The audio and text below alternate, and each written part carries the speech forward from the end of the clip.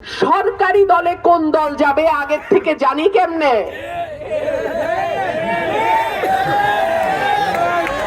এইটা কি হাসিনার পাতানো নির্বাচন যে আগে আগেই জানি সরকারে কোন দল যাবে? কথাবার্তা সাবধানে কইেন, একদিকে কথা কইবেন আরেক দিকে ধরা খাইবেন। তো কথাবার্তা যত কম তত ভালো। আপনারা কি করে এত শিওর হইলেন যে সরকার গঠন ওই দলই করবে? অন্য দলও তো সরকার গঠন করতে পারে, তখন আপনাদের কি অবস্থা হবে ওইটা আগে চিন্তা করেন।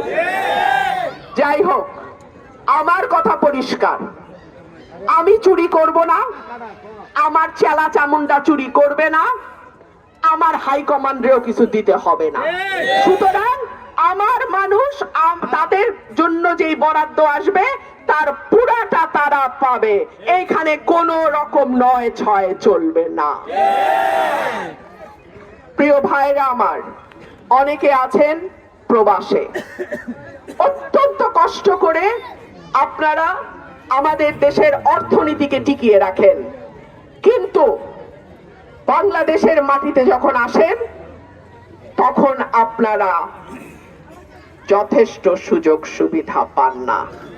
এমনকি বিদেশে যেতে হলেও আপনাদেরকে নানান রকম হয়রানির মধ্যে পড়তে হয়।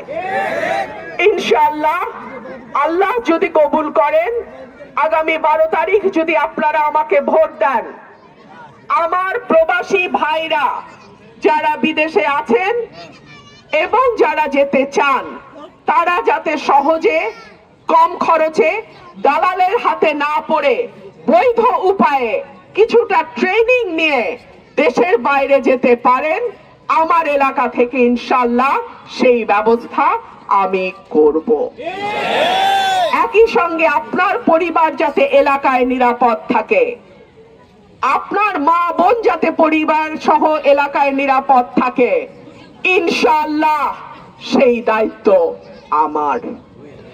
আমি আপনাদেরকে অনুরোধ করব, 11 তারিখ বিকাল থেকে 12 তারিখ রাত পর্যন্ত, ভোট গণনা না হওয়া পর্যন্ত আপনারা দয়া করে কেন্দ্র ছাড়বেন না।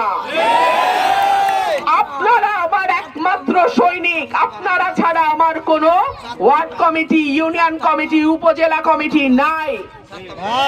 আপনারা যদি আমাদের ভোট পাহারা না দেন, আমার পাহারা দেওয়ার মতন আর কেউ নাই।